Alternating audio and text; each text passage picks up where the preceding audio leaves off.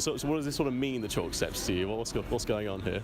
The Chalking of the Steps is an annual event that we do here at Essex. It's organised by the Human Rights Society, so us. This is the second year that I'm organising this. And it's part of Human Rights Week that we celebrate here sort of to commemorate the signing of the Universal Declaration of Human Rights, which is why we write it on the steps.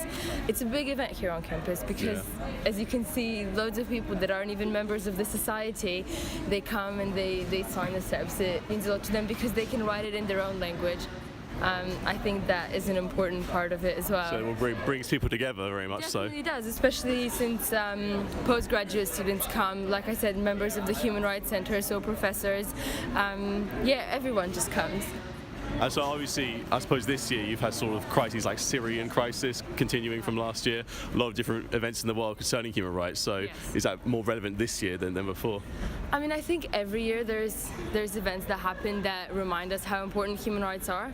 I think it's important that people write it on the steps to remind ourselves that some of these rights concern us, but there's some that we'd never even think that are important, but to some people they're the most important, like the right to life, the right to housing, to food. The things happening in the world are just reminders for all of us as well that there's certain issues that we don't face that we need to protect other people from.